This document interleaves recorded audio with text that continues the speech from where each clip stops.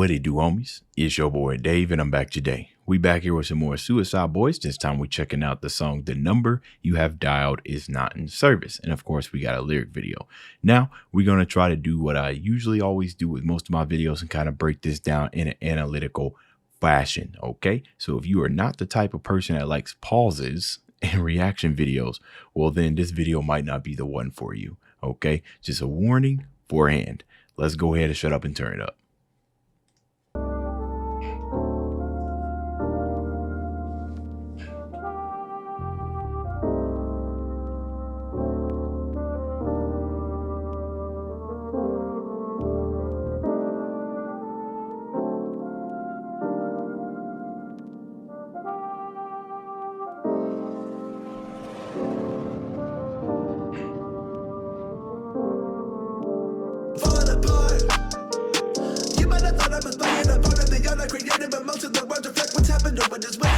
Okay, hold on. Whoa.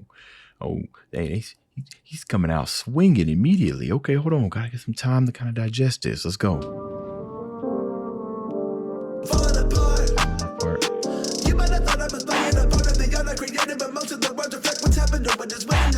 So, interesting thing right here, right? You might thought I was playing. So, a part in the art I've created, right? So we sit here and we think about, when somebody's making art, right? And especially if it comes to like expressionism, is that what it was called? Impressionism or something like that, where some of the work might look a little bit like it was made by a child or whatnot, right? Because, impression, that type of painting and abstract painting could be a little bit hard to understand, right? But it's usually just kind of like the artist out there, pretty much pouring together what they think makes sense. And you might look at it and say, oh, wow, that looks like a joke and everything. But what he's saying is that you thought he was playing is a part in the art that he's created, right? I've created. It's art. And usually when you make art, I would hope for most of you guys, especially those who take it seriously, it ain't no joke, unless it's got comedy. But even then, right? Because it's intentional comedy. So I wasn't necessarily playing about making you laugh. So, right? So reflective what's happening, right? So if I'm looking at a painting, most of what I'm looking at, right? I'm just using comparisons. Most of what I'm looking at is a reflect of what I'm thinking about, or maybe what's going on in my life. I keep on damaging myself, trying to build a wall without this water around my neck. I'm about to drip until I drown. All these drugs up in my nose, I taste that drip, that shit so sour. All these cars in our body that don't started, they got it pounded. Pursue the American dream, the nightmare's what I doubted. And that's interesting. So pretty much he's talking about, all these type of things that he was using to cope himself with, right? So keep on damaging myself. Feel the void with all this water around my neck, right? So, think about if you're jumping in a pool, right? And, oh, that's very interesting. Trying to fill the void, right? So if you're sitting there in a pool, right, there's usually, water around your neck, especially those who you can't swim. That's generally when you're feeling like really, really helpless, like panic starts to set in, So what he's saying, he's trying to fill the void with all this water in his neck. He's trying to get rid of that panic, that sense of panic.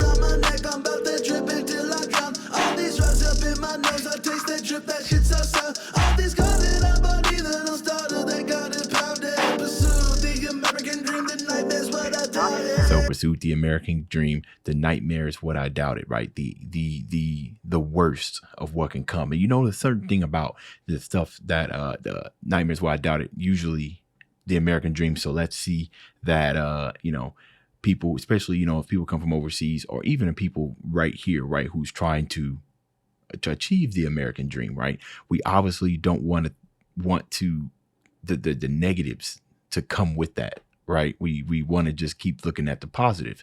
And if we keep doubting that they can happen, then what we end up doing is just, feeling, like he said, filling ourselves this void to make it seem like we are still on that precipice of achieving this American dream.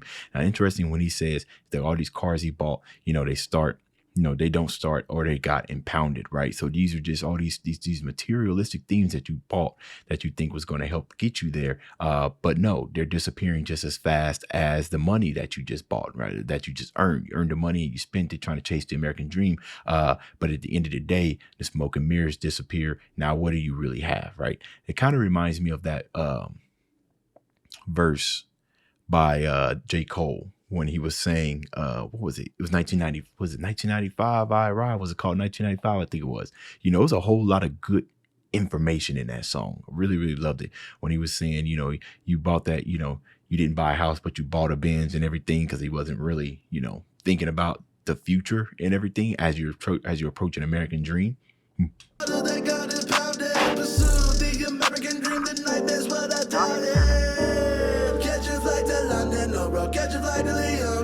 Show my face in public, show another one that see. Oh, that's interesting. Show my face in public. Now we already see that, right? Because I always this is what I always think. On the path to like greatness, especially when you have a public stage, like a public, and you're a public figure and whatnot. Show my face in public, right? So there's obviously, there's going to be some things that you're not going to want to be so vulnerable about, right? So you hide behind these masks. And actually, I've been looking at some raps and other type of music from like different type of VTubers who talk about, this types of stuff, about all these issues and stuff they have to that they start having and everything. And it's important because some of that, because you can kind of get caught up, you're watching this person's lifestyle, like their lifestyle, and then a lot of people get fooled into thinking this person always is this way, right? But then of course when the cameras go off, they're a whole new different person. I'm pretty sure you heard stories of families, maybe even some firsthand stories or second or third of families who you've known this person, especially with parents, you've known this person all your life and everything, and then they get on TV, act like a completely different person, right? Because they believe that's what they have to do in order to achieve the American dream, in order to keep going. So show my face in public and then show another one at home. I ain't who I really am in the public. Show my face in public, show another one that don't see my name in the marquee, letters falling down, littering the gold dog streets. Yeah, see, that's interesting. So that's almost kind of like a reflection on your fame or your past or whatnot. He said, looking at your names on the marquee falling down, right? So as age is coming, you're starting to fade away. It's falling down, littering the gold dog streets.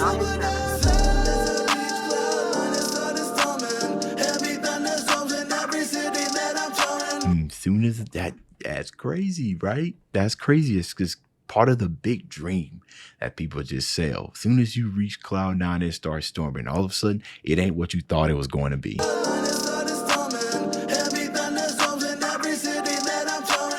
Heavy third. So the thing about it is that it has lasting effects, right? Because let's say that you do something that gets you worldwide fames and everything. Well, then it all of a sudden it turns out to not be what you thought it was going to be, right? And then that kind of sticks with you, right? So now you got all, let's say you're touring around. Your first tour wasn't exactly what you thought it was going to be, and now in your mind you sitting here like, dang, that's crazy. That means these next ones are probably either going to be equally as bad or more, right? So these heavy thunderstorms, these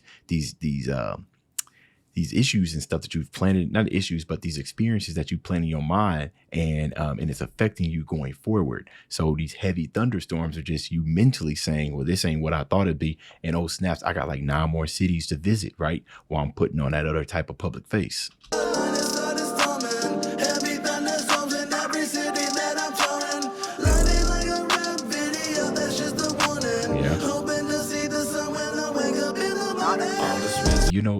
I love that he said that, and I have 2 kids. I'm 100% going to teach them that, right? That whatever you see on TV, you got to understand that this is controlled media, right? This is what they exactly want you to see. This is, these feelings that you're having and everything, for the most part, these are exactly what they're going to want you to feel. And what's going to happen is they're going to seem so appropriate. Like, of course, I should feel this way. You know what I mean? They're going to seem so appropriate and stuff to where you're going to think to yourself, you're going to be like, okay, well, you're going to think to yourself, you're just like, well, I guess I should be thinking this, you know what I mean? But like he said, it's just a warning. That's crazy because it don't come off as that, right? It comes off as you should be doing this, but it's a warning that music videos like this is important because you can't see it, right? Smoking it's smoke and mirrors. You won't see it until you get to the top. And even though we have songs like this song itself is a warning. You know, a lot of people just ignore it. You know, you kind of listen to this, you be like, yeah, man, this stuff slap, and then go on to do the things that he was just talking about he was struggling with, like just completely ignoring this. And this ain't even on the song. We got so many songs and movies and all types of stuff out here that warns us of a whole lot of things. Some of us still walk into those same traps. Now, isn't that interesting? We got so many warnings out here. I mean, think about the movies. Think about alien movies, right? If aliens were to actually come, I feel like we are armed with enough information to know what we should and what we shouldn't do. You know what I'm talking about?